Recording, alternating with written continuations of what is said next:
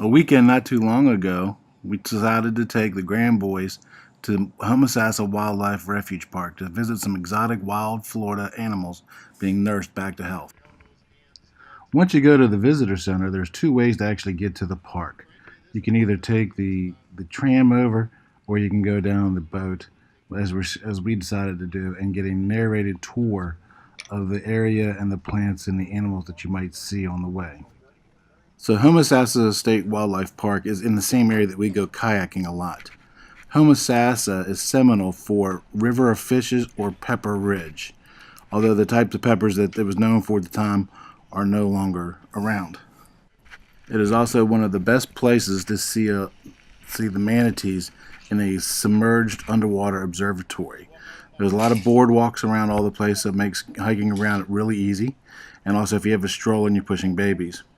So the underwater observatory is pretty cool because you walk down into it and it's got glass all the way around. And depending on the time of the year you go, it's going to tell you what type of fish that you're going to actually see. So the time that we went, we actually saw manatees and a bunch of other type of fish as well. And it also almost make it looks like you're actually under the water filming it with it, but you're not, you're actually there. And the boys really seem to love this place. If you know Barbie and I well enough, you know we don't travel pretty much anywhere without our cameras. And this is one of my favorite pictures that we took. There were some fish that were staying in some shaded area of the water, and then some that are in a sunny part of the water. It's just kind of cool how they just all clump together. As you can see, the boys and Jay really love the underwater observation deck. This initially was our favorite place to go watch manatees until we learned where to go kayaking and swim with them. This is on the top side of the observation deck, and you can just see the clear water. There are a ton of things you can do at this park.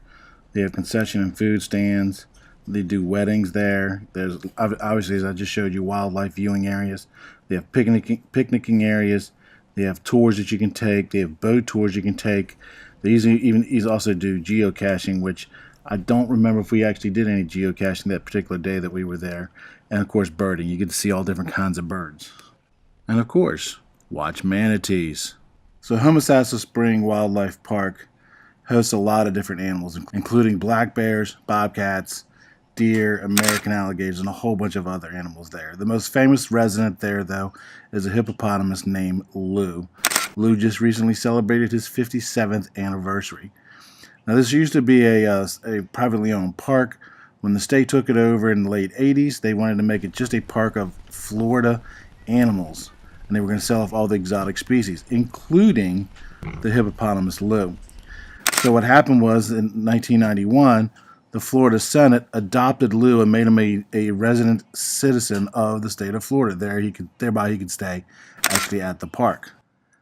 Because this is fed by a natural spring, it is also a natural attraction for watching manatees in the wintertime. They will come up this river and congregate there. It's during the observation season, which runs from about November to March. It is not unusual to see several hundred manatees. The day we were there, we did see some manatees, but it wasn't a whole bunch. It's also a popular place for people to bring up the private boats to the entrance. They do close off the entrance so you can't go all the way up, but you can get there and then you can swim up a little bit as well. It's pretty neat to see all the different people coming in to see them. So there's trails everywhere, so we decided to go look at the birds. This is where they rehab injured birds, and you'll see all different kinds of species everywhere, and they bring them and nurse them back to health. Some are actually permanent residents, some are released back into the wild. You know, we saw everything from falcons to eagles to you name it. There's just all different kinds of birds there to see.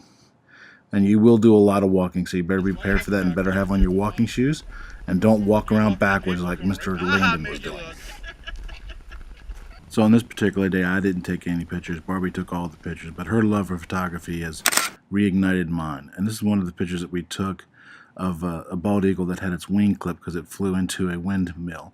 And it was kind of sad because the bird couldn't fly and would sit there and look up at the sky. So they have 1.1 miles of hiking area, and as you can see here, Levi was done. So we decided to go ahead and walk back, but this time instead of taking the boat, we took the tram back. And luckily there wasn't that many people that day, so we didn't have to wait too long. It's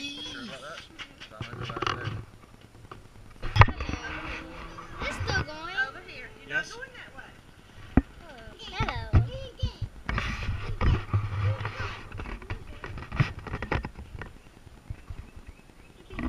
So as I mentioned, we decided to ride the tram back.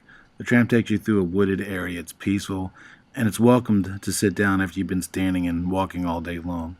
You get to see all kinds of stuff as you're going back, and you get a nice little breeze, especially a welcome break from the Florida heat. And even Levi's love of trains got him to kind of settle down after being fussy from walking around all day long. If you like Mimi and Poppy Shucks content, Please subscribe. And don't forget to hit the bell button for notifications.